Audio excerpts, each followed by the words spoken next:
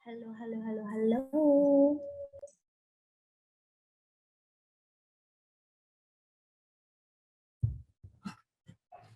Halo Firda.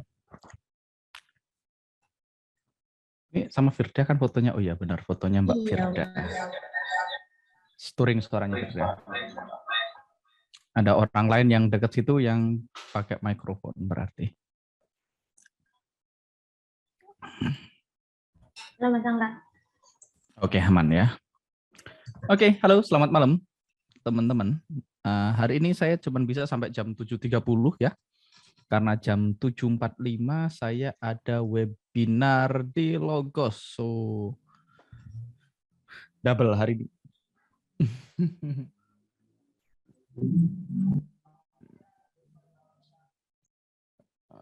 Oke. Sebentar, ya. Saya ada webinar bareng teman-teman Logos hari ini. Jadi jam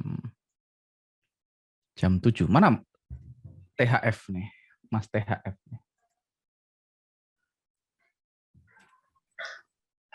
Yang akun NFC, THF.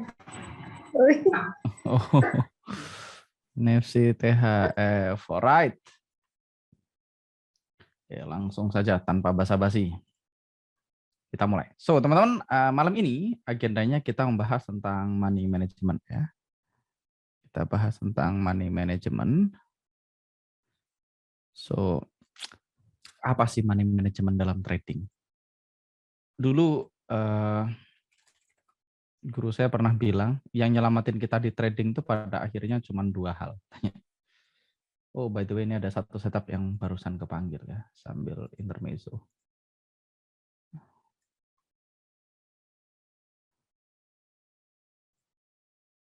Barusan tuh,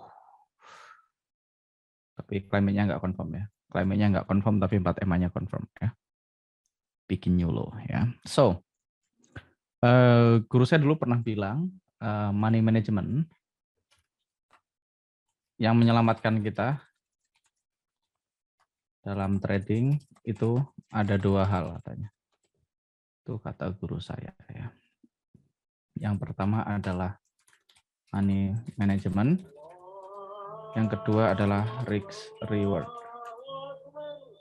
Tadi kalau nggak salah di postingan siapa ya? Postingan, sebentar, postingan Pak Sutopo sepertinya. Aku ada baca satu quote yang cukup menarik seputar topik ini. Kayaknya ini bukan ya. Nah ini dia. Ini ada satu post yang menarik ya. Dia bilang, I think investment psychology is by far the more important element followed by risk control. Nah, jadi teman-teman, kalau diurutin gitu ya, kalau kita ngomongin piramidanya, ini bisa gambar segitiga nggak sih? Gambar segitiga. Di sini mungkin. Triangle, kita bisa gambar triangle ya. Nah, kalau kita gambarin piramidanya, kayaknya saya punya materinya. Saya punya materi dari guru saya yang dulu.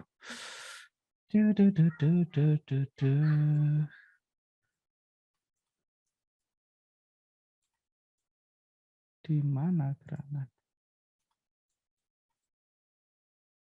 Harusnya di sini.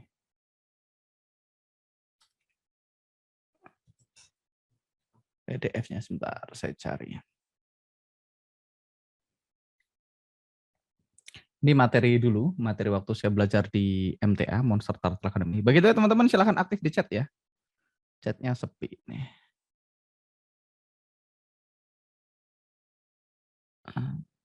Saya download, saya taruh di mana?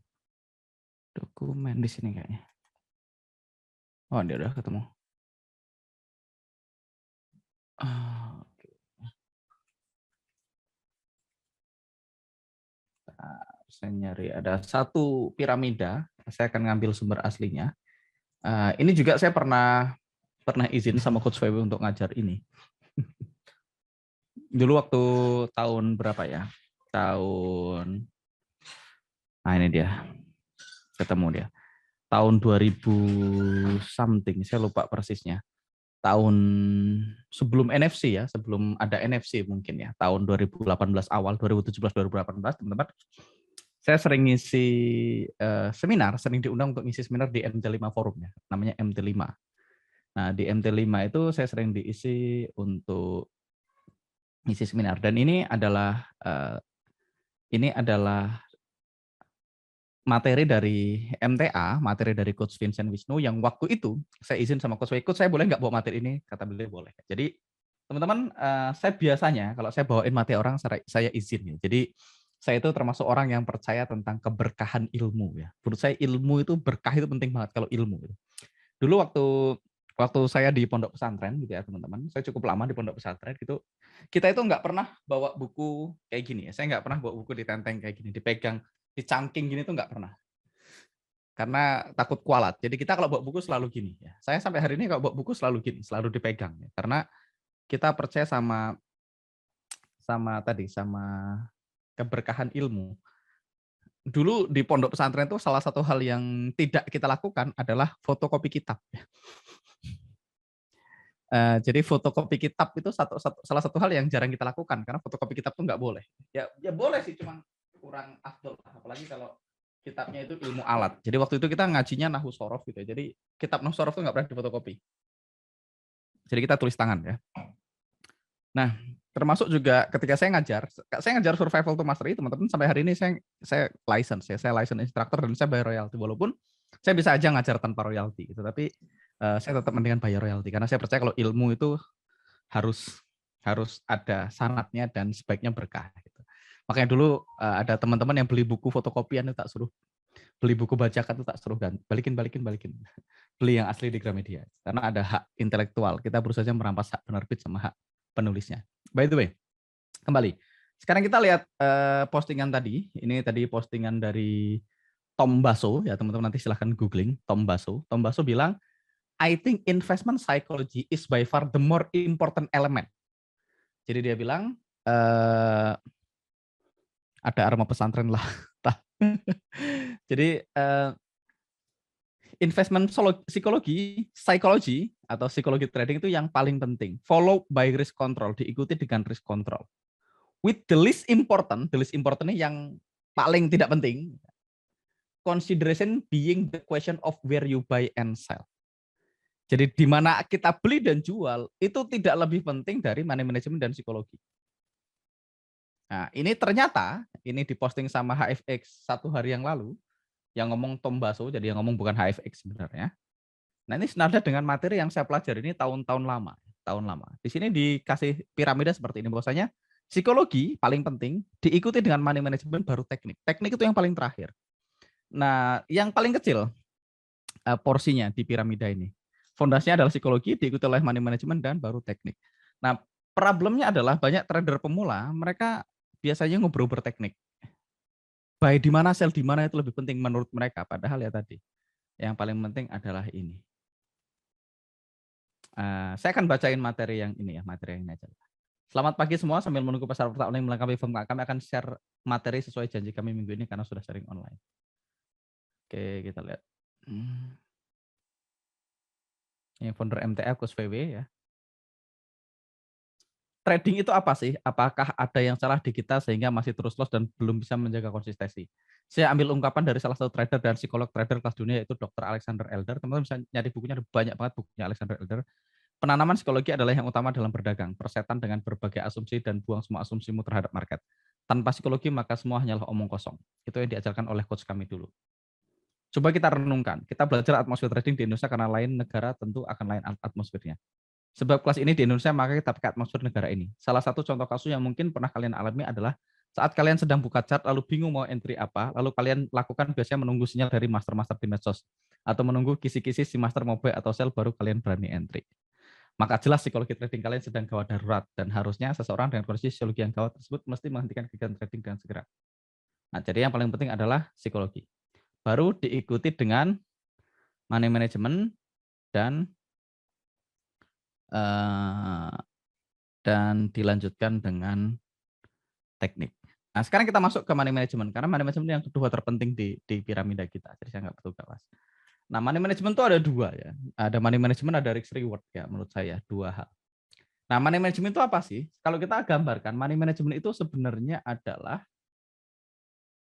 meresikokan, yang paling penting adalah meresikokan risk yang relatif sama di setiap transaksi. Nah, risk ini saya minjem kata-kata yang conventional itu namanya risk pribadi. Risk pribadi. Jadi sebelum kita trading, teman-teman, penting banget buat kita menentukan risk pribadi. Berapa sih risk pribadi kita? Nah, sekarang kita perlu define, apa sih risk pribadi itu? Nah, risk pribadi. Dulu orang menyebut risk pribadi adalah angka yang kita siap kehilangan. Wah, itu kata banyak orang dulu. Jadi banyak orang bilang risk pribadi adalah angka yang kita siap resikokan. Ada yang bilang gini ya, risk pribadi adalah angka yang kita siap kehilangan dalam satu transaksi. Statement ini nggak salah, teman-teman. Statement ini tidak salah, tetapi kurang pas saja. Karena konotasinya negatif ya. Kalau angka yang siap kehilangan, siapa yang siap kehilangan duit ya dalam setiap transaksi? Kan kita juga nggak siap, saya juga nggak siap kehilangan. Akhirnya orang mulai bingung dan risk. Akhirnya orang nggak mau loss kan. Yang terjadi orang tidak mau loss. Karena orang tidak mau loss, akhirnya orang tidak pasang stop loss. Karena orang tidak pasang stop loss, akhirnya mereka averaging, market angle, berakhir margin call. Jadi orang margin call salah satunya karena nggak punya risk pribadi, nggak punya money management yang benar. Dulu pernah dibahas, kalau nggak salah di materi ini juga dibahas deh, dibahas tentang crash. Ada nggak saya? Oh, nggak ada ya.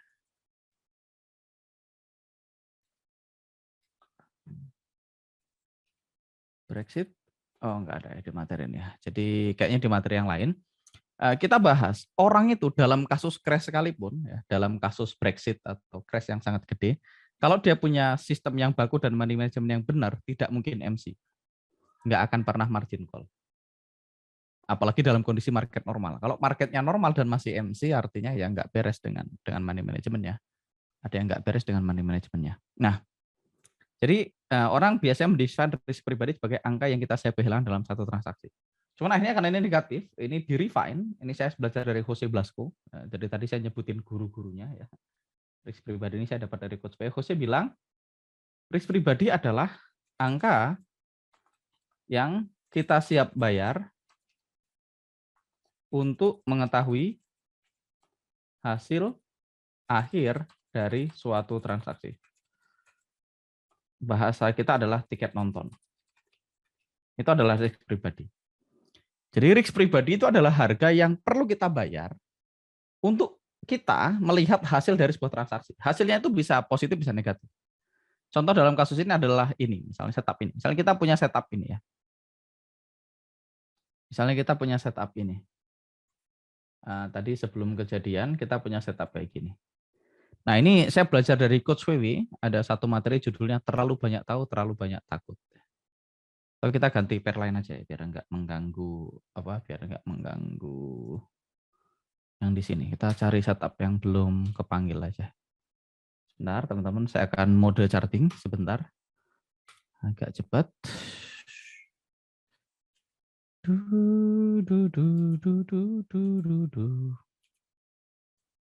Oke, kita akan cari satu setup yang agak bagus. Sejauh ini belum ada, ya ini bisa. CPPOD bisa, tapi white space kita cari yang nggak bagus. Ini bisa, ya GBPN, jadi kita cari lagi yang lain. Saya akan selesaikan dulu 20. Ini menarik. CAD yen. Kita cari yang lain dulu.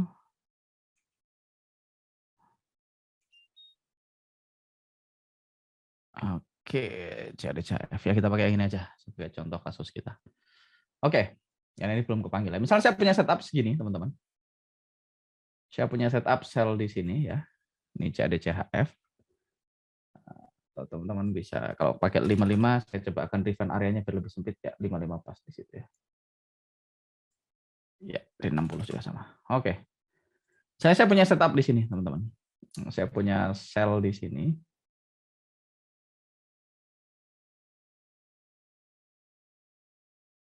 Merah ya.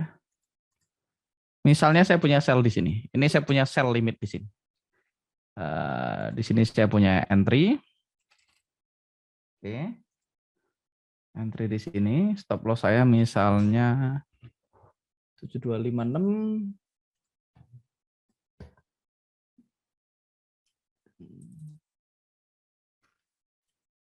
Nah, misalnya stop loss-nya di situ kita anggap ya.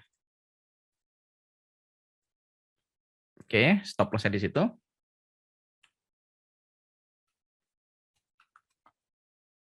Jadi money management adalah, misal saya punya target di sini, misalnya saya punya target di sini.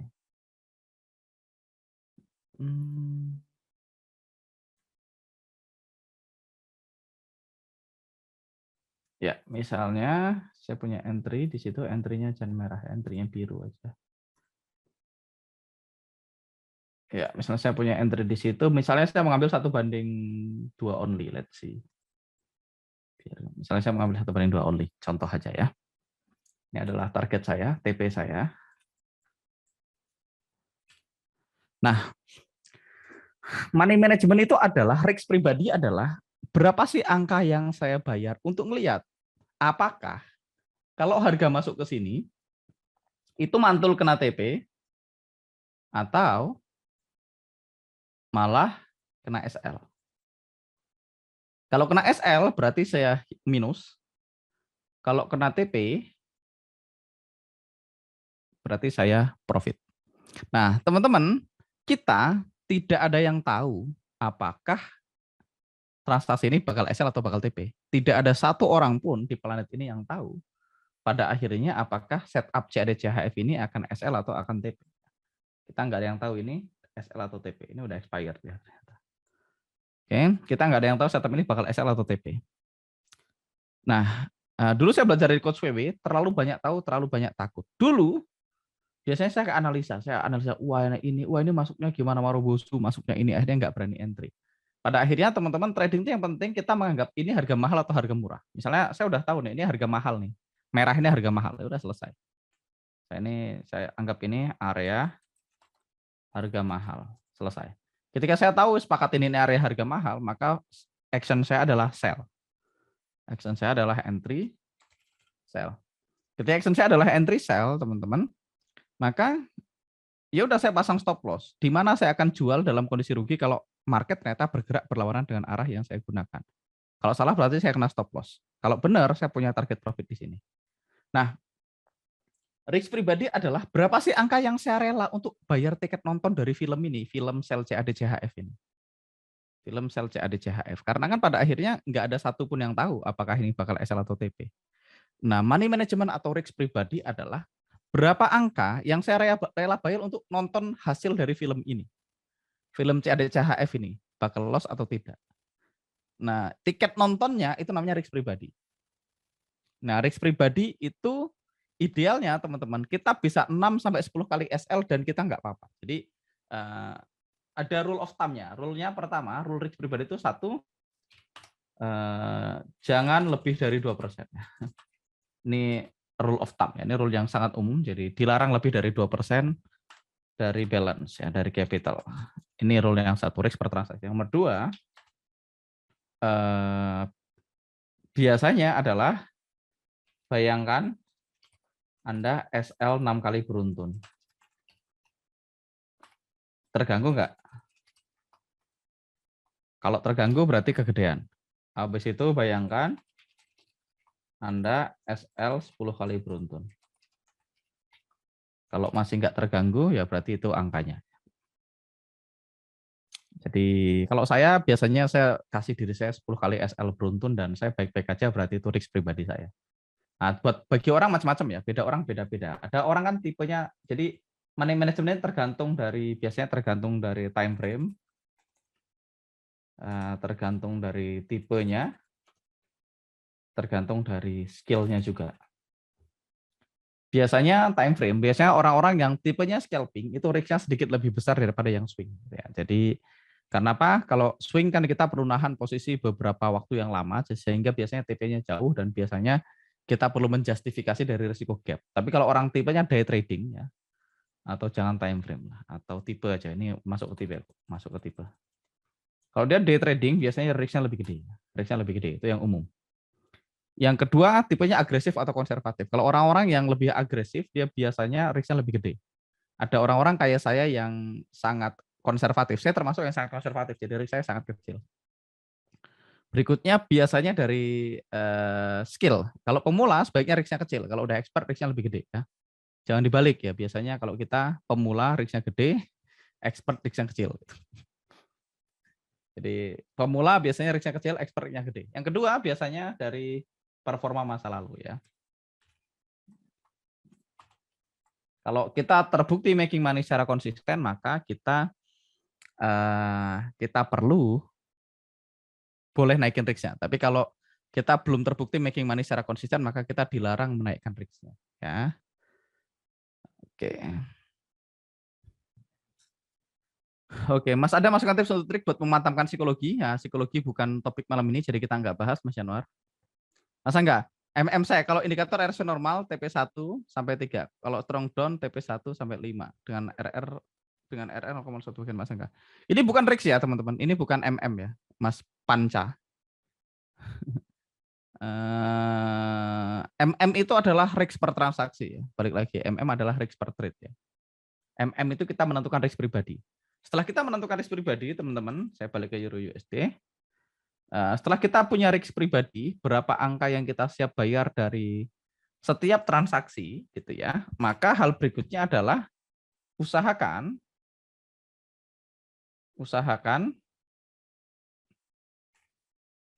kita cenderung meresikokan angka yang sama di setiap transaksi ya. Usahakan kita meresikokan angka yang sama di setiap transaksi. Jadi misalnya resiko kita, let's say $20. Gitu. Saya 300.000. Kalau 10 kali SL berarti 3 juta. Hilang 3 juta, hidup saya enggak. Hidup saya baik-baik aja. Nah, maka kita usahakan setiap kali entry risk-nya selalu sama. Risk-nya selalu sama, $20. $20. Nah, kalau risk-nya sama, udah bisa risk-nya selalu sama, berarti udah aman. Nah, yang menentukan risk itu ada dua. Ya. Yang menentukan risk ada dua, teman-teman. Yang menentukan risk itu ada dua. Yang pertama adalah lebar area. Yang kedua adalah lot size-nya. Nah, dalam banyak kasus, teman-teman, lebar area itu kita tidak bisa intervensi karena lebar area itu tergantung dari areanya. Misalnya tadi CAD CHF, kita punya area lebarnya segini. Kalau misalnya kita cari setup lain, misalnya let me see. Ini ada satu setup yang lumayan menarik di NZD CAD ya. Jadi satu area yang lumayan menarik nanti. Ini nggak fresh tapi menarik. Saya akan taruh di situ. Saya akan cari lain yang lebih konservatif.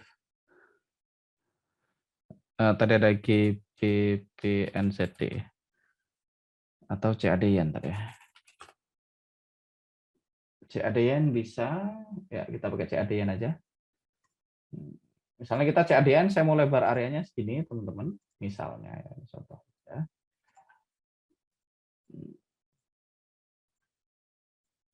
Harusnya ini entry-nya di sini, cuman kita lihat. Saya akan refine supaya saya dapat proximal yang lebih baik. Oke, saya entry-nya di sini ya. Nah, misalnya kita punya area, lebarnya segini ini di CAD yen, maka lebar area kita, tipsnya itu ditentukan dari lebar UFO yang kita ambil. Jadi lebar area kita itu tidak valid ya, tidak selalu sama, tergantung pairnya, tergantung setupnya. Nah, karena lebar area kita nggak bisa kontrol, maka satu-satunya yang bisa kita kontrol adalah lot size-nya. Ya, lot size. Ini contoh setup lain yang cukup menarik juga. Kita pasang stop loss-nya misalnya, saya taruh di sini. Oke. Saya kasih di 79 stop loss-nya. Kita lihat TP-nya di mana.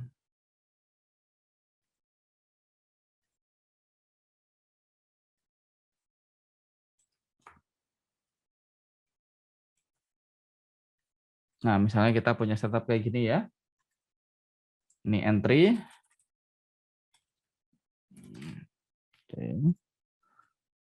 Ini stop loss. Dan di sini adalah target profit. Maka yang pertama kita perlu mendefine risk pribadi. Tadi risk pribadi adalah berapa angka yang kita nyaman untuk nonton apakah film CAD Yen ini akan SL atau TP ya. Kita sama-sama nggak tahu.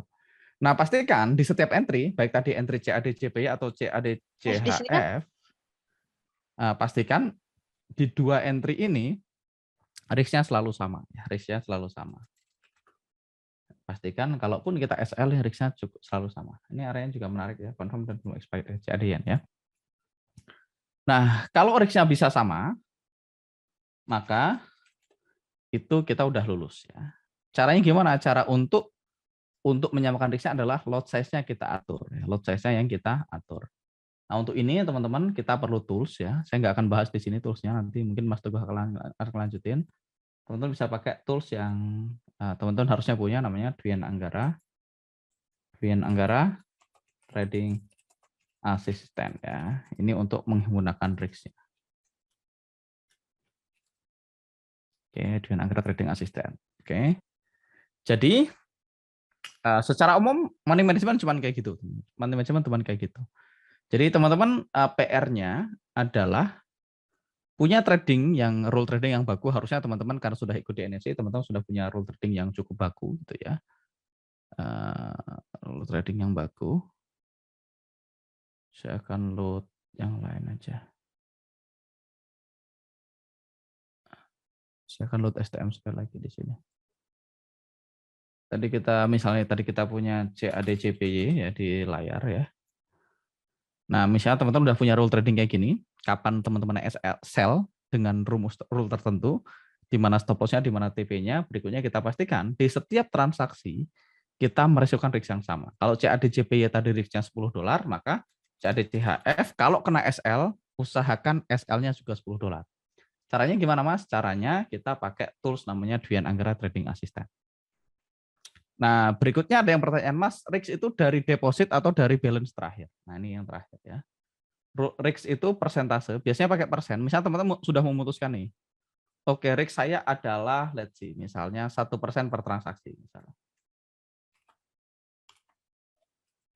Kalau teman-teman risknya 1% per transaksi, untuk MC artinya saya butuh 100 kali salah.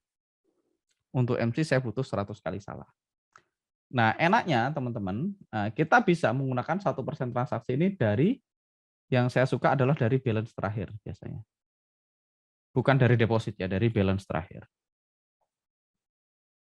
Dari balance terakhir. Dengan begini kita menggunakan istilahnya, saya nyebutnya reward and punishment ya.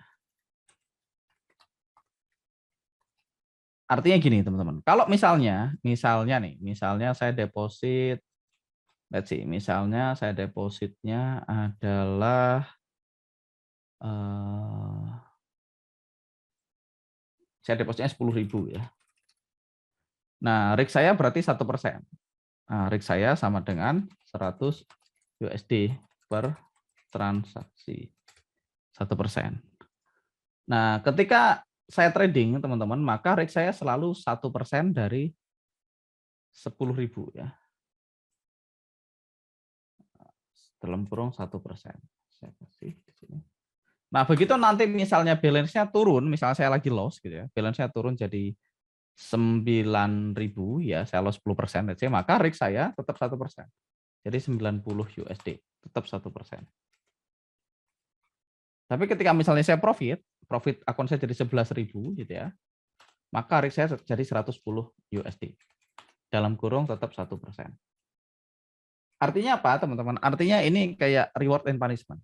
Kalau misalnya balance saya startnya 10.000, ternyata saya loss. Saya loss-nya kan pelan-pelan. Misalnya saya loss jadi 990, berarti di sini 99. Saya loss lagi jadi 950 di sini, jadi 9.500 di sini 95. Artinya apa? Artinya adalah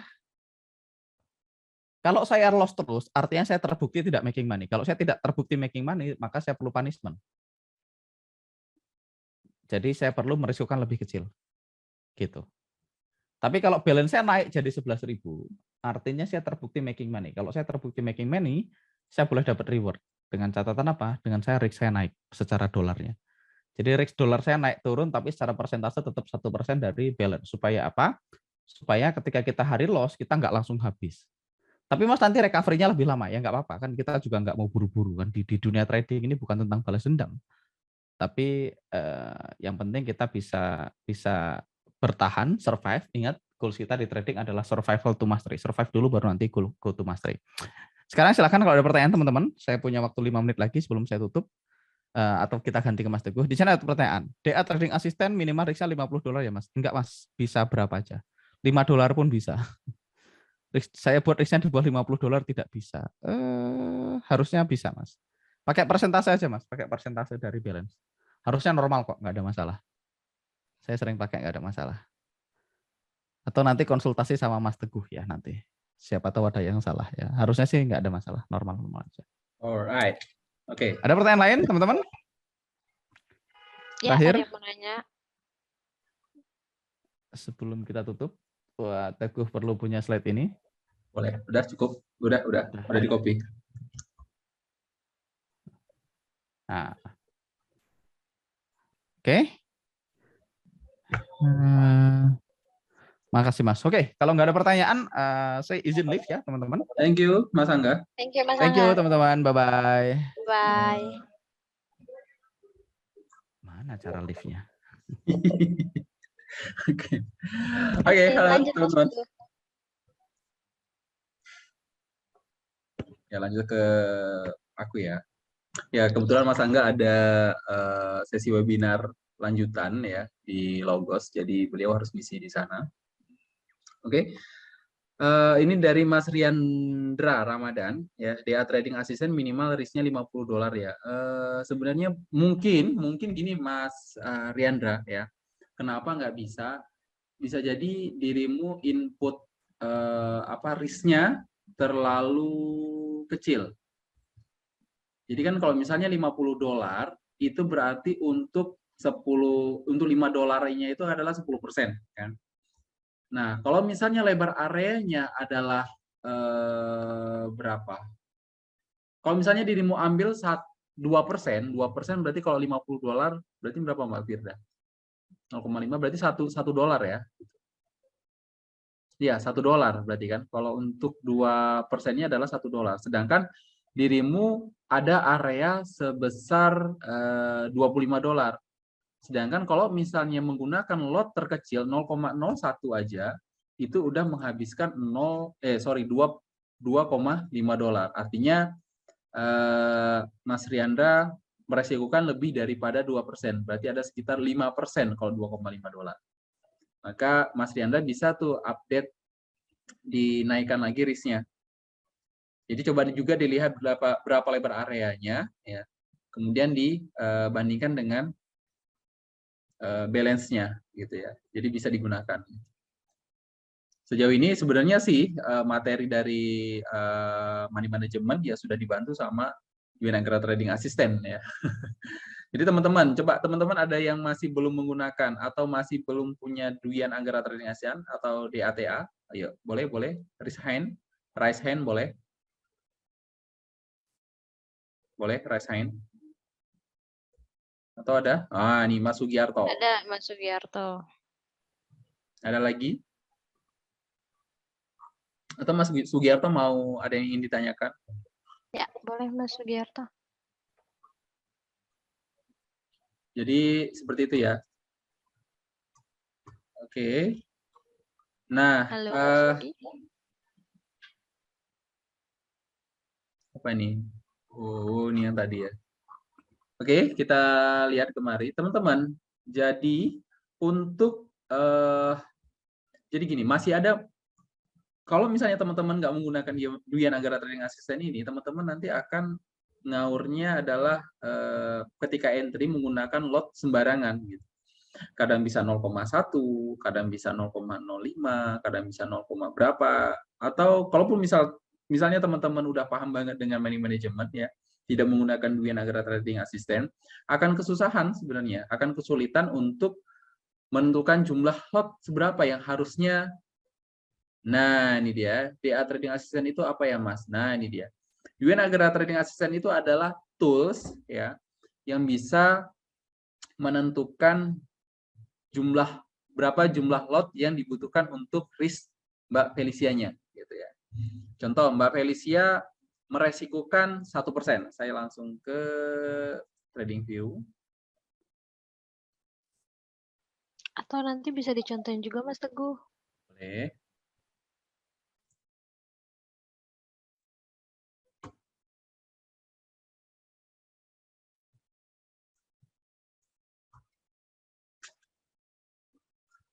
Oke. Kenapa begini layarnya?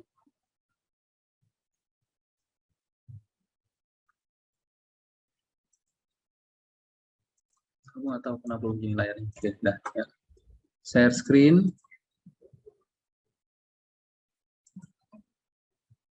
Oke, jelas Mbak Firda? Kelihatan? Mas, Layarnya? kelihatan. Oke. Contoh misalnya kita punya balance 1000 tadi ya, mudah kita ngitungnya. Punya balance 1000. Balance $1000. Nah, kita mau meresikukannya adalah berapa persen, Mbak? Mbak Firda, 1%. 1%. Yang mau kita tradingkan adalah 1%. Resikonya adalah 1% ya, 1% dari balance. 1% dari balance. Berarti berapa dolar tuh? Kalau misalnya kita meresikukan 1% dari balance, berarti adalah $10. Betul? Betul, Mbak Firda? Iya. Nah, ini dia. Balance kita 1000, 1% dari balance adalah $10. Maka ketika kita pindah ke Euro USD misalnya, atau ke mana tadi Mas Angga, ada area di CAD-JPY ya? Kita cari aja areanya.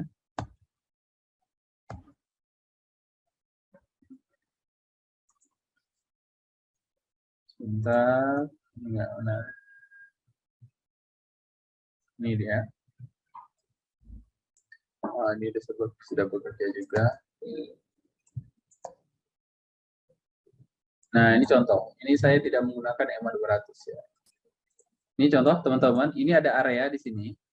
Ya. Ini contoh. Ya. Ini contoh, teman-teman. Teman-teman perlu tahu dulu, kalau tidak menggunakan WIN Agera Trading System ya, perlu tahu dulu lebar areanya ini ada berapa. Ada berapa pip.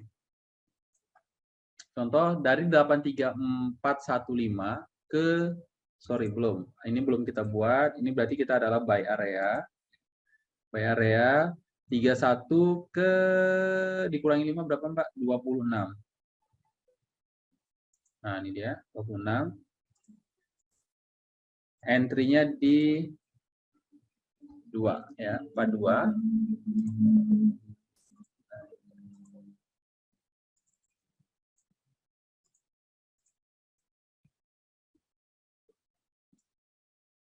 Nah, ini adalah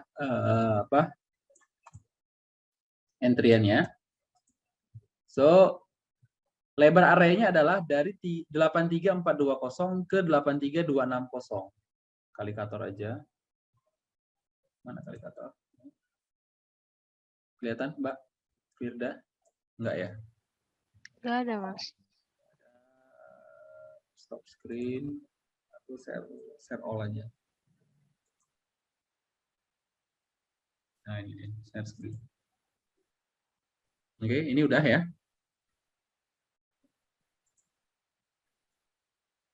Udah, Mas. Ini nggak kelihatan. Oh, ini dia di sini. Nah, udah. Nah, ini dia. Oke. Nah, ini dia. Ternyata dia menggunakan screen yang pertama. Sorry. Kalikator. Nah, ini dia. Berapa tadi lebar areanya? Di 83420, 83420 dikurang 83260, 83260. Maka kita ketahuan ada 16 pip ternyata areanya. Ya. Ada 16 pip areanya. Maka teman-teman baru bisa ngitungnya. Dari 16 pip ini berapa lot yang dibutuhkan untuk bisa sesuai dengan risk 1%, kan gitu ya. Jadi berapa lot yang dibutuhkan? Apakah 0,2 ataukah 0,3 atau 0,4? Nah, dengan adanya Duyên Agra Trading Assistant, teman-teman cukup menginput angka entry ini 83420 dan stop loss-nya 83260, atau bisa juga menggunakan iZone Pro ya. Kalau yang terbaru ini ada iZone Pro. iZone Pro juga salah satunya adalah memudahkan teman-teman dalam memanage money manajemennya, ya gitu ya. Nah, tinggal di input tuh di Duyên Agra Trading Assistant ini untuk entry-nya, ini untuk stop loss-nya. Ketika di enter, secara otomatis dia akan menghitung lot-nya langsung 0,02 misalnya. Kalau 10 pip berarti kan kalau misalnya 0,01, 10 pip itu $1, 15 pip berarti 1,5, berarti 0,5, sekitar 0,5. 7. Ya 0,06 ya. Kalau misalnya menggunakan Duyên Agra Trading Assistant. Jadi langsung ketahuan lotnya. Teman-teman nggak perlu lagi berapa ya lot yang dibutuhkan di sini, berapa nggak perlu lagi ngitung. Jadi teman-teman tinggal nginput aja. Ini dia tools-nya ada di sini. Sebentar.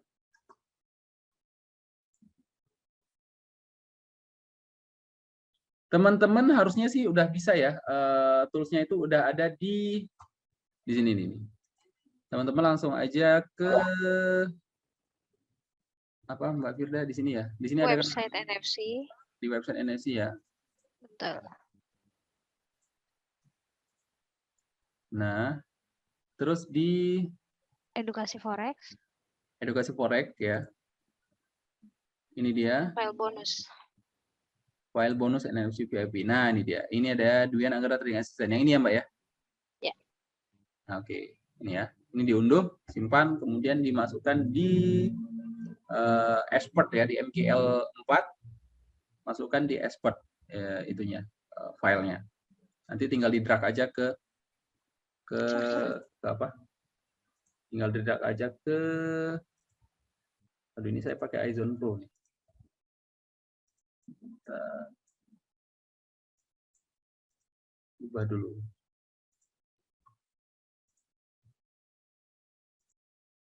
Nah.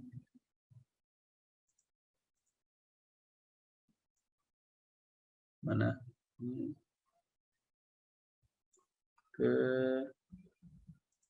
contoh.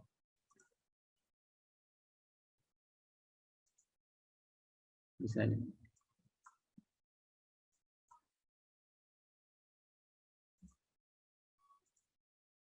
Ya.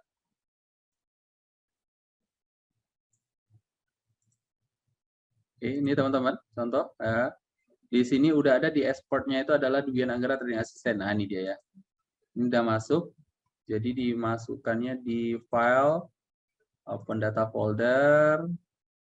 Nanti teman-teman masuk ke mari, ke MKL 4. Habis itu ke export. Nah, copy aja di sini. Boom. Ayo dong. Nah, ini dia. Duyên Agra Trading Assistant New. Ya. Jadi di template di sini aja, dipaste di sini. Habis itu buka lagi MT4-nya.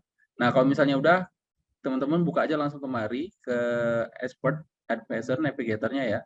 Tinggal klik tahan, geser kemari. Kemudian di sini ada tulisan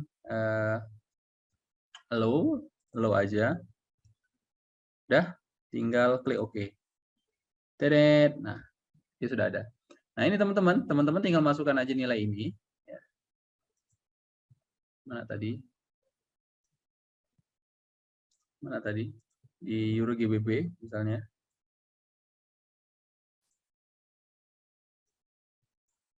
Oh, di Euro GBP Coba cek dulu. Oke.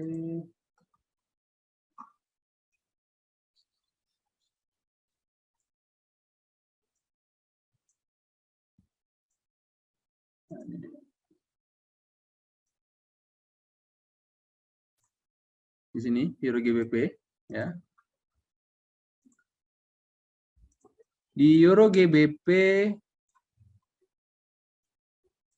contoh kita tidak menggunakan EMA 200 ya. Ini kita delete aja. Ini contoh, teman-teman tinggal masukkan aja, input aja nih. Ini nilainya berapa nih? Di 83420 kan. Berarti 0,83420. Terus di sininya 0,83260. Nah, bisa masukkan risk by persennya misalnya 1% ya. Take rasionya. Nah, ini take rasionya adalah ininya. Mau ngambil TP2 atau TP1. Ini TP1. Kalau take rasionya berarti di sini teman-teman masukkan TP1 ya kalau misalnya mau ngambil yang di sini. TP2-nya di sini. Kalau misalnya mau ngambil TP2 berarti di sini tinggal diubah aja ke TP2. Dan di sini adalah TP3-nya. Nah, juga tadi teman-teman, kalau misalnya mau TP3 berarti sini tinggal ketik aja TP3. Mas Angga bilang kan per trade-nya adalah 2% ya. Jadi kalau saran saya sih 2% itu dibagi untuk dalam satu trading plan. Jadi kan teman-teman kadang ada yang ngambil juga trading plan-nya adalah 1:1 atau 1:2 kan gitu. Jadi kalau misalnya 1:1 dan 1:2 atau 1:1 atau dan 1:3, teman-teman berarti dari 2% tersebut dibagi 2. 1%-nya di sini, 1%-nya lagi untuk di TP3-nya. Jadi 2 kali entry. 2 kali entry. Nah, dari 2% itu misalnya mau dibagi jadi mau ngambil 1, 2, dan 3. TP1, TP2, dan TP3. Teman-teman boleh ngambil TP1, 2, dan 3. Tapi tetap dijadikan dalam 2% tersebut. Jadi bisa jadi TP1-nya adalah 1%, TP2-nya 0,5%, TP3-nya 0,5%. Jadi seperti itu cara penggunaan Dwi Anggara Trading Assistant. Ya.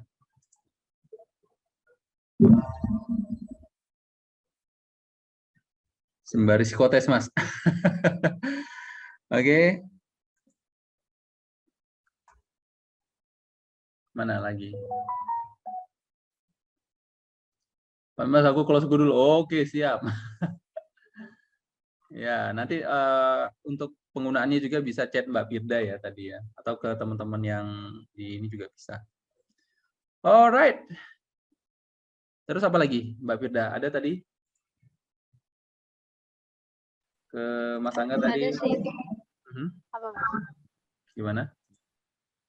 Kalau DAT buat MT5 belum ada ya, Mas ya? Nggak ada. Kita cuma baru pakai di MT4 ya.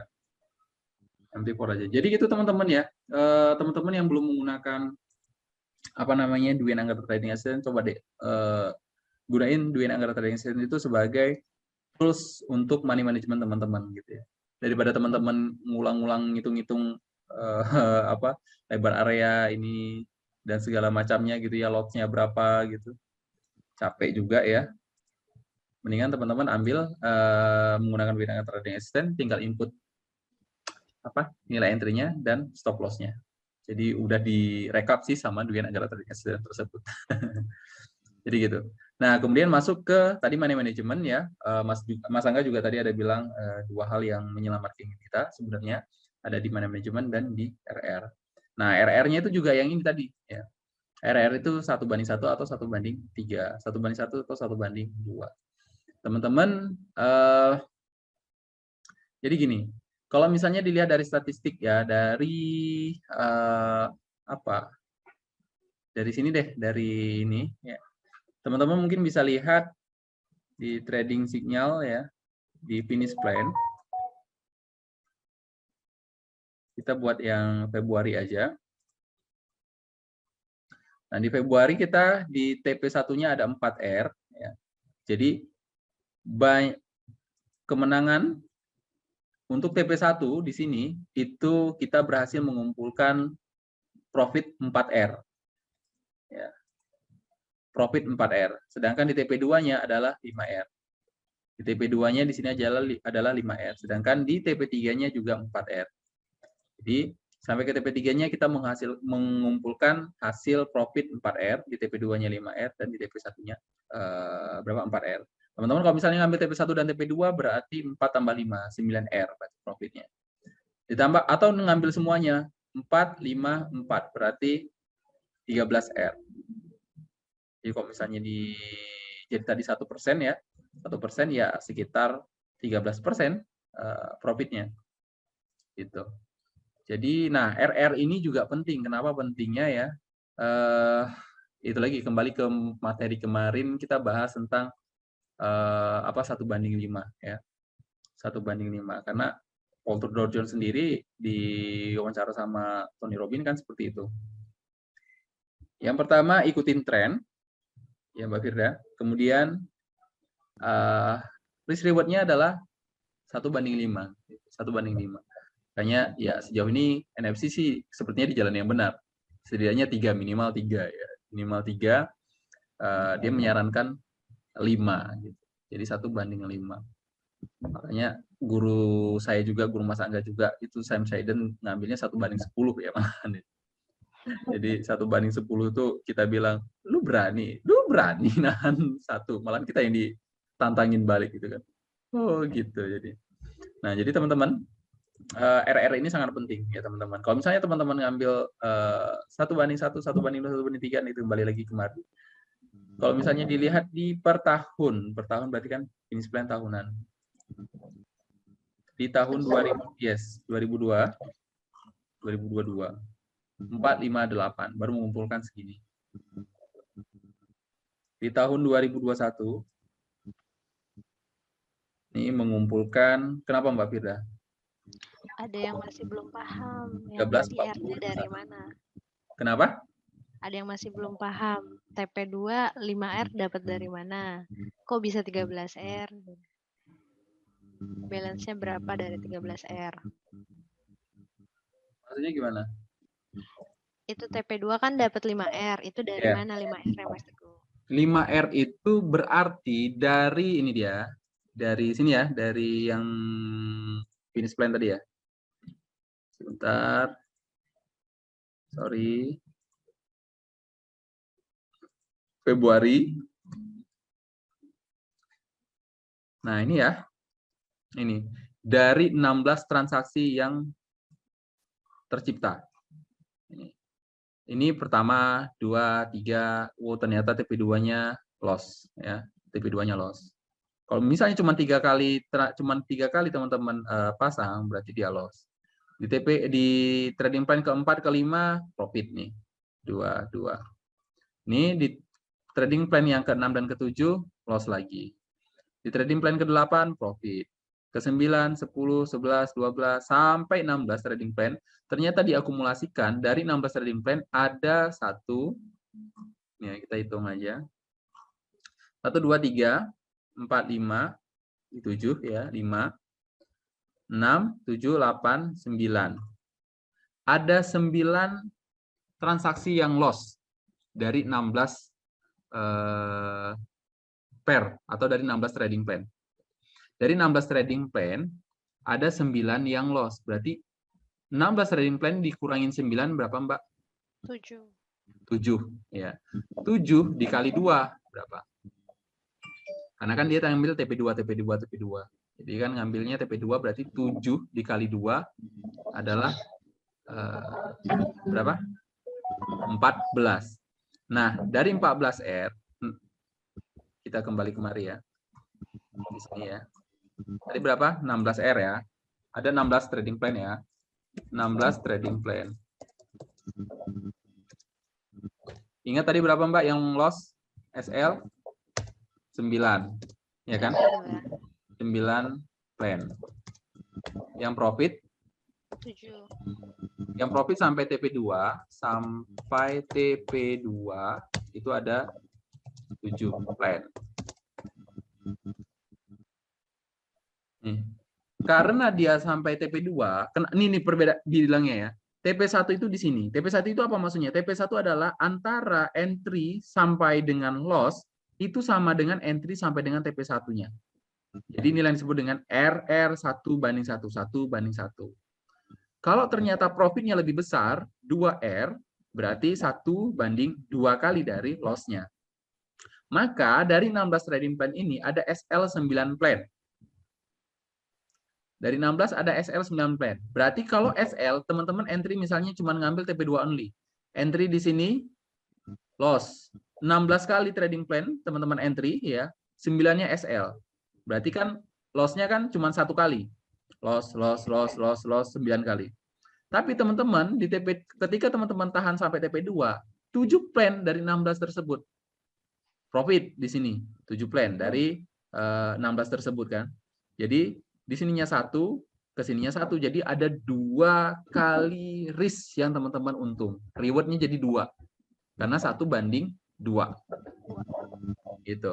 Ya Mbak Firda? So, berarti 7 plan ini dikalikan 2. Dikali 2R ya. Karena 2R tadi. Sama dengan berapa? 14R. Nah, teman-teman, tadi teman-teman rugi nih. Loss-nya ada 9 sama dengan 9R.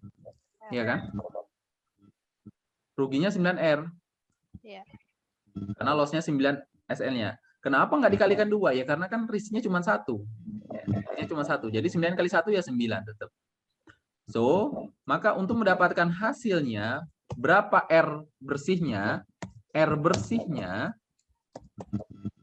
adalah 14 dikurang berapa? 9. 9. Maka sama dengan 5R. Ya, jadi ketemunya di situ.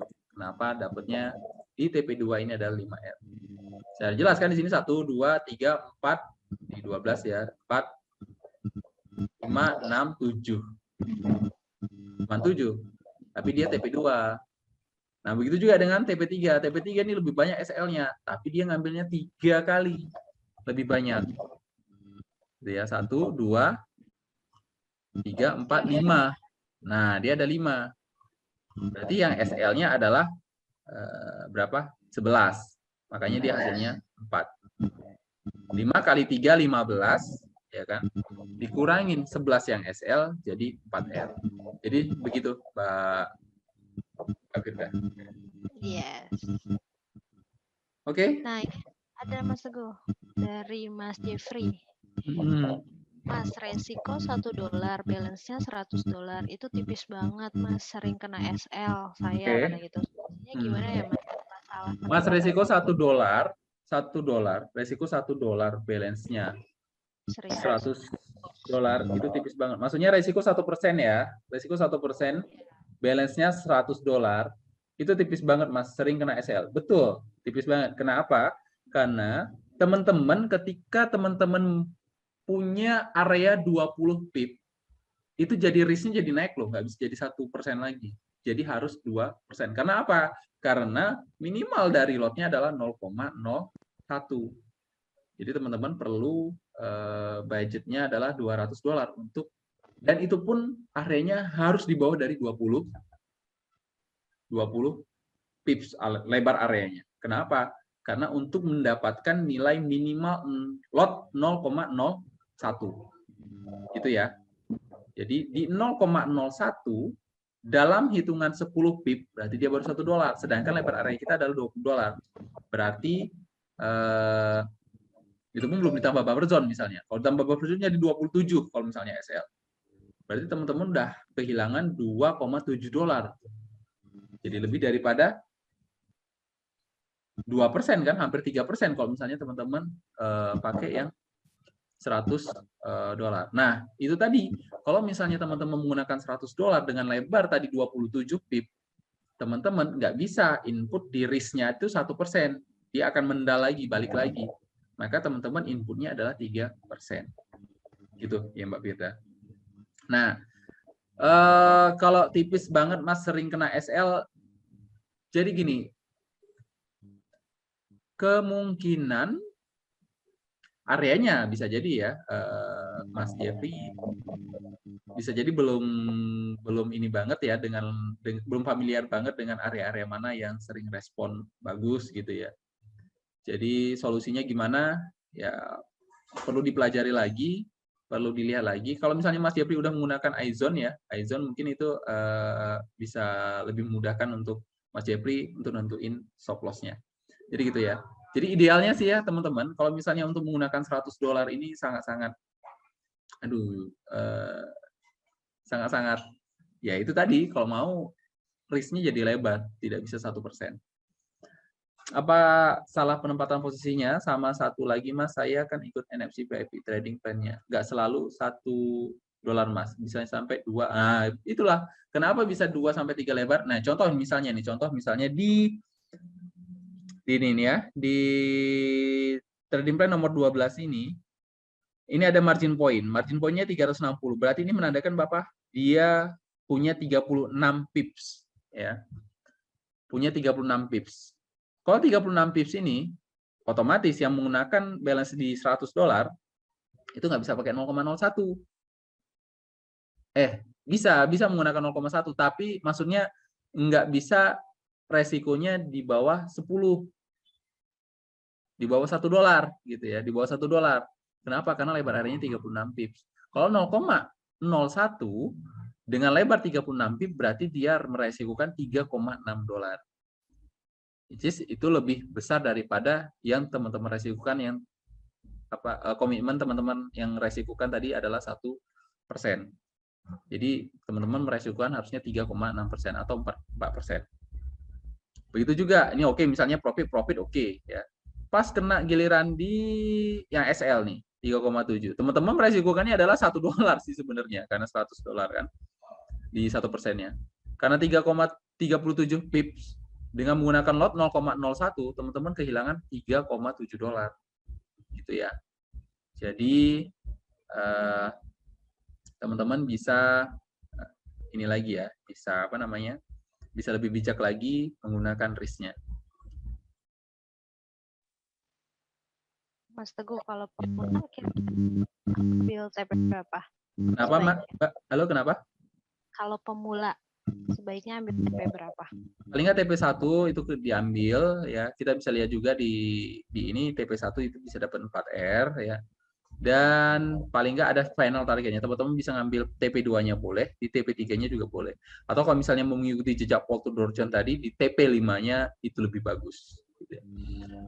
Atau paling nggak teman-teman belajar dulu lah sampai nahan TP2-nya gimana. Ada tuh teman tadi juga yang ngejaprik saya. Siapa sih Mas siapa itu, lupa saya. Mudah-mudahan TP2 di EuroGPY kalau nggak salah. TP2 ya. Ternyata TP3. Jadi beliau ngambil TP2 tuh. Nah, itu udah bagus ya, teman-teman. Ngambil TP dari lebih besar daripada risk-nya. Risk-nya kan tadi kan 1 ya.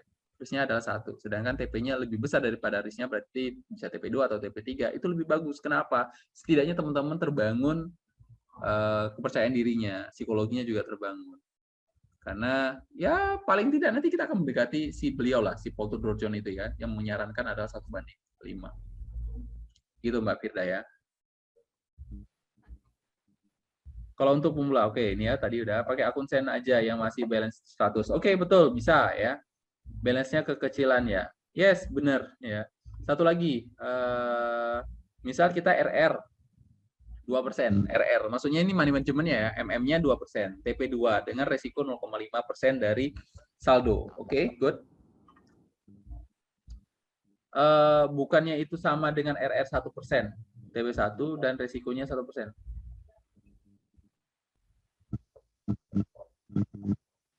Gimana?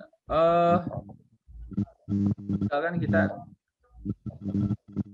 Mbak Firda, itu siapa itu yang dedet? Apa sih? Sebentar. Misal kita RR 2% dengan resiko 0,5%. Ini gimana nih dari saldo?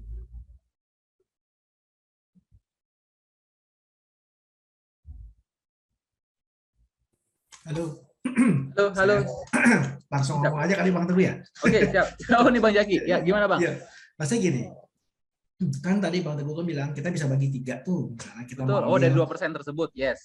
Ya, benar. Nah, saya pikir-pikir kalau seandainya kita mau ambil TP2 ya, RR-nya berarti kan 2% tuh resikonya. Dan dengan kita ngambil 0,5% dari saldo, bisa kita kurangi nih. Terus kemudian kita juga ambil RR 1%, TP1 dengan risiko 1%. Yes. Pada saat dua-duanya hit, bukannya hasilnya sama aja ya? Enggak dong. Benar nggak sih? Ya itu kan 2% dari 0,5% tapi kan. Maksudnya lotnya kan. Yang Oh, satu lagi. gini Mas. Gini Bang Jaki ya. Jadi kan saya sambil buka ini ya. Sorry. Wait. Sini aja. Nah, ini udah kelihatan? Ya. Nah, ya. Jadi di TP1-nya ngambil 1%. Ya.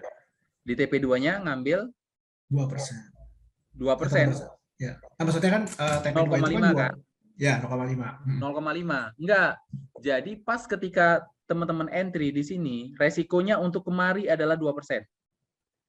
Berarti kan kalau misalnya dirimu ngambil 2 kali TP1 1, TP2 1, berarti kan 2 kali entry nih. Ya. Ya, 2 kali entry.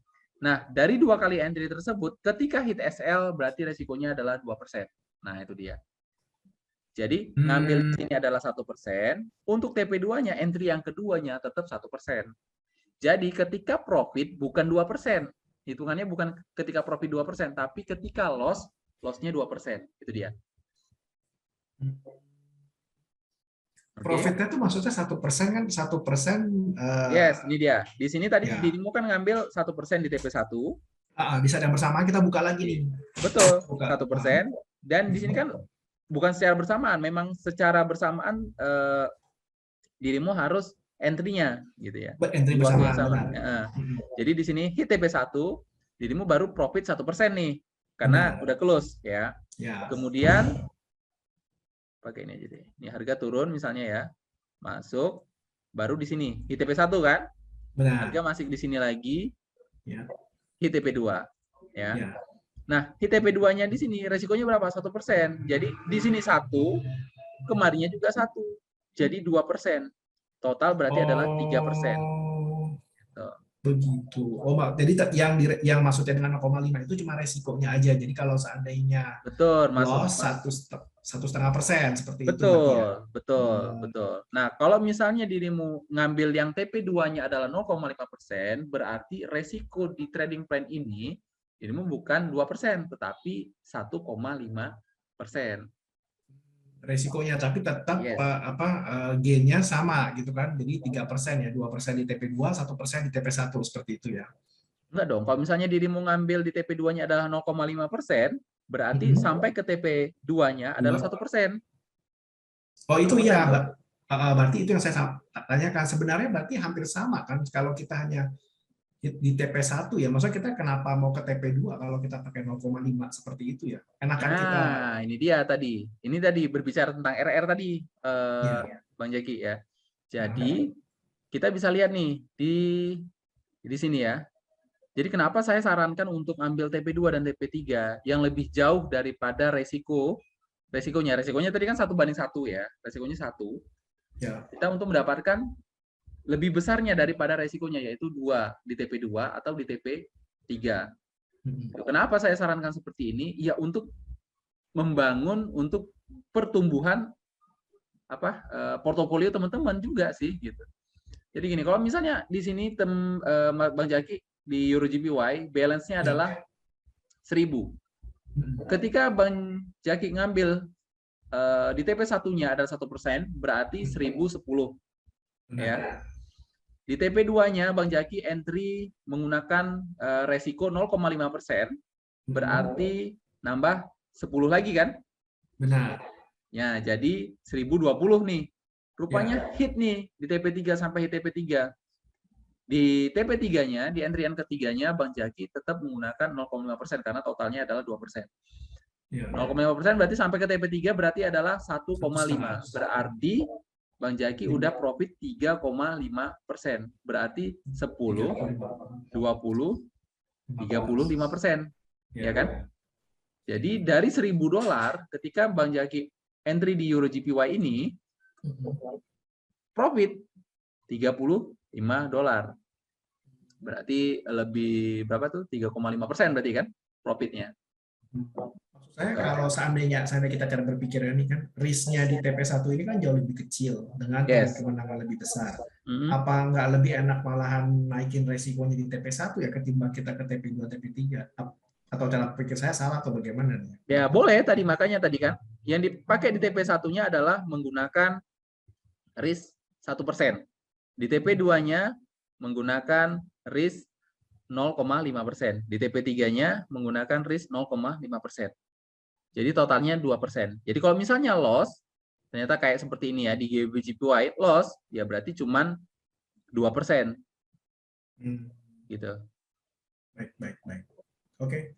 Terima kasih. kasih. Jelas ya, Bang? Ya, siap. Ya. Oke. Gimana Mbak Firda? Firda nggak ada suaranya. Halo.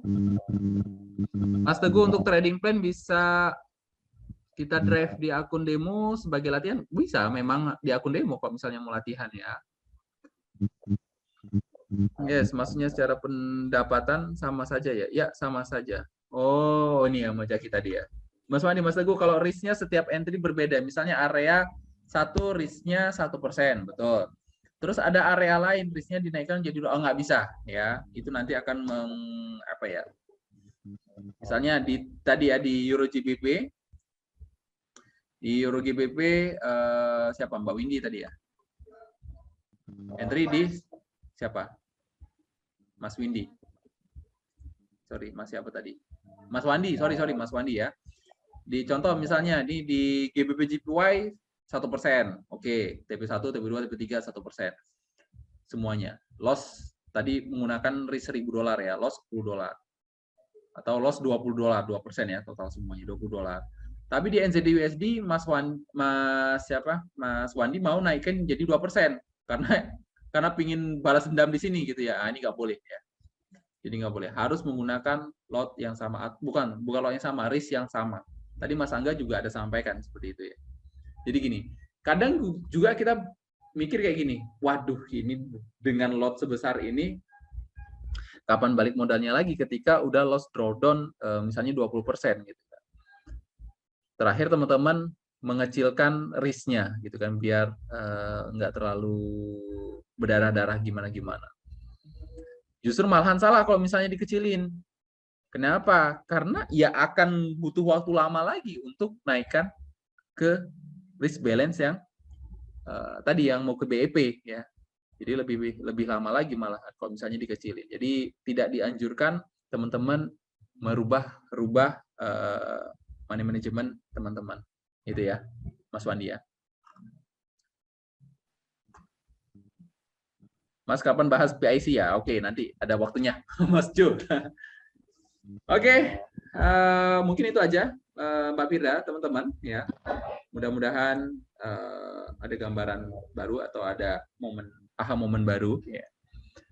Semoga bermanfaat. Oke, Mbak Firda, ada lagi? Cukup? Mbak Firda nggak kedengaran, ini taktuk-taktuk. Copot aja ininya. Yes. Ya gimana Mbak Firda? Jadi teman-teman tadi ya, kalau misalnya masih belum punya Dwayne Anggara Trading Assistant, bisa kontak Mbak Firda atau ke teman-teman NFC yang ada di sana. Oh ini ada Mbak Mary. Halo Mbak Mary, gimana? Sebentar, satu lagi Mbak Mary. Halo Mas Teguh. Halo Mbak Mary. Selamat malam. Malam. Mas Teguh, Yes. kadang-kadang misalnya nih kita trading di H1 ya. Yes. Terus kita kan lihat profit zone-nya itu kan di daily itu. Oke. Kadang-kadang profit zone-nya itu nggak selalu sampai ke TP5 gitu. Kadang-kadang cuma sampai TP4, tapi kadang-kadang bisa TP8 gitu. Terus gimana dong? Kita boleh campur-campur nggak? Boleh ya. Boleh. Tapi setidaknya dia di TP1-nya ngelewat ya, yang penting safety targetnya dapat. Nah, kalau misalnya mau kayak gitu, ambil aja di minimal, misal contoh misalnya nggak sampai TP5 gitu ya. Dia cuma sampai TP4, ya udah sambil di TP4 gitu. Okay. Boleh. Sama ini saya selalu pasti ambil TP1 dulu sih. Terus habis itu TP2 biar ada untung, habis itu baru TP Oh, maksimal. TP maksimal. Iya. Berarti ada 3 kali ambil TP ya. Iya. Good, good. Per risk-nya 2%. Per risk per trade berarti. Per pair berarti Oh, kan per 3 kali pair, masuk yes. tuh. Yes, yes, TP yes. satunya 1%, TP 1%. 2-nya 0,5, terus yang ketiganya baru 0,5 lagi. Good, good, good, good. Cuma ya Boleh, itu boleh, masalahnya boleh. ada yang cuma sampai TP 3, ada yang TP 4, ada yang TP 5 gitu. Enggak apa-apa Boleh ya? sih. Atau jadi kalau misalnya Mbak Mary ngambil 3 transaksi tadi ya dalam satu trading plan, satu dan TP2 dan TP3 atau TP5. Nah, biasanya yang ketiga ini adalah bonusnya gitu, Mbak Mary. Jadi sebenarnya kalau misalnya pun SL kan tetap profit dah. Iya, karena udah TP 12 gitu kan. Betul, betul. Setidaknya dari yang TP3 ini Mbak Mary bisa apa ya? Bisa bertumbuh ya, bisa lebih, psikologi kita bisa tambah tertempa gitu ya Mbak Mary untuk nahan sampai TP5, TP6, TP7. Iya, karena backtest saya banyaknya kok TP-nya itu bisa sampai TP12, pernah sampai Wow. TP16. Keren. Yes. Yang TP sampai TP3-nya itu malah dikit, selalu di atas itu. Jadi saya Benar. Nah, ini saya lagi nahan di AU sama NU tuh. NU saya posisi sell, malah sekarang balik naik tuh. Yes, NU Tapi udah NU-nya TP berapa ya kalau udah misalnya ini? Ini AU dikit lagi TP malah dia turun lagi. Udah nahan seminggu lebih. Ini apa kesabaran kita diuji di beneran ini ya kan di trading. Iya, kayak nahan bisa. Betul. Ayo siapa tahan ya? Siap, sama-sama Mbak Mary. Siap. Mas Sugiarto ya, sedikit lagi. Gimana Mas? Halo. Ya, jelas. Ya, Om Teguh, kalau misalkan saya kan benar-benar baru nih di Forex ya. Kalau misalkan saya entry-nya hanya satu. Saya tentuin SL dan TP-nya. Saya tentuin SL dan TP-nya, saya tentuin SL-nya aja. Tapi ada arahan TP-nya ada arahan angka TP-nya. Cuman saya pantau monitor, saya pantau chart-nya terus lah ya. Kalau udah menyentuh, ternyata dia naik, misalkan lagi posisi buy lah ya. Kalau menyentuh udah lewat dari TP, terus saya rubah SL-nya di TP1, terus saya tahan lagi sampai selanjutnya. Itu gimana ya baiknya? Kalau saran saya sih tidak melakukan hal seperti itu. Contoh misalnya gini ya. Karena kayaknya sih nggak akan, malahan jadi rugi nantinya. Gini. Saya share lagi. Ada beberapa plan yang kemarin profitnya. Contoh misalnya ini di Yorgi BP ya. Atau ini aja deh. Teman-teman ini akan ngerasain, kalau misalnya tetap melakukan hal itu ya. Ini nanti ketika ini masuk, harga hit TP1 ya. Terus digeser sama Mas Sugiarto tadi ya. Digeser ke TP1-nya sini. Ini tiba-tiba hit, udah habis ya. Hit SL-nya, berarti SL profit ya, SL profit. Dan teman-teman ternyata harga masuk lagi ke sini, memang benar. Harga masuk lagi ke sini dan sampai TP3. Seharusnya TP besar ya. Tapi gara-gara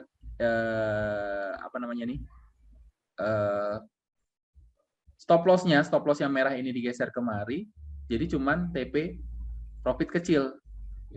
Nah, kemudian teman-teman, kenapa saya tidak menyarankan hal itu? Sebenarnya sih ada materinya di sini ya, di file bonus, di mana Mbak Firda edukasi ya, file bonus, yes, bukan di sini, di PDF edukasi.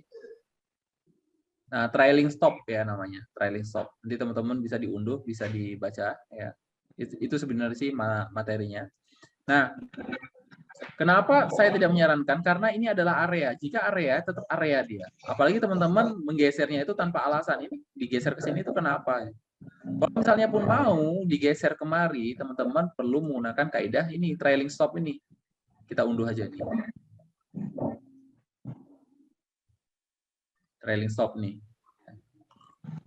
Nah, ini dia. Jadi ketika harga di sini, harga udah set di target, turun, masuk, kita turun, Dia ketemu ada zone lagi, baru kita buat trailing stop-nya di sini. Ternyata harga turun terus. Nih dia, ini hit di sini kan? Jadi di sini harusnya kita udah TP besar, udah TP banyak di sini. Tapi karena dia kena ini, jadi selesai sudah. Jadi TP kecil, jadi profit kecil. Nah ini dia, ya. Teman-teman bisa lihat ini, bisa pelajarin ini. Ini jelas banget saya jelasin di sini. Jadi saran saya sih tidak dilakukan seperti itu ya Mas Sugiarto.